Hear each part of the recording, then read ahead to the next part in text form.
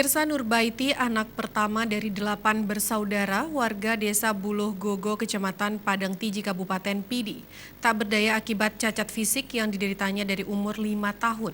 Orang tuanya sebagai petani upahan merupakan salah satu warga kurang mampu di Kecamatan Padang Tiji, Kabupaten Pidi, mengharapkan adanya kepedulian pemerintah daerah setempat.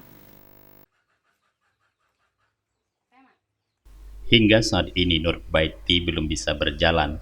Ia hanya bisa duduk sementara. Segala kebutuhan hidupnya, baik makan, mandi dan lainnya, masih perlu dibantu oleh ibunya. Keluarga tersebut merupakan salah satu dari sekian banyak keluarga yang tidak mampu yang ada di desa Buluh Gogo. Zainal Abidin tidak bisa bekerja jauh dari rumah karena harus menjaga putri pertamanya. Selama ini untuk kebutuhan mereka hidup dari hasil jerih payah Zainal Abidin yang bekerja serabutan sebagai petani upah dan ada sedekah dari dermawan dan tetangga.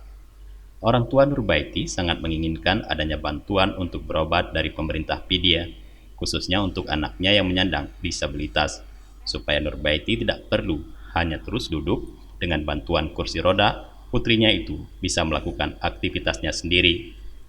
Diharapkan adanya perhatian pemerintah untuk pembinaan dan dermawan yang ingin membantu untuk berobat perbaiki atau sumbangan yang dapat meringankan beban mereka.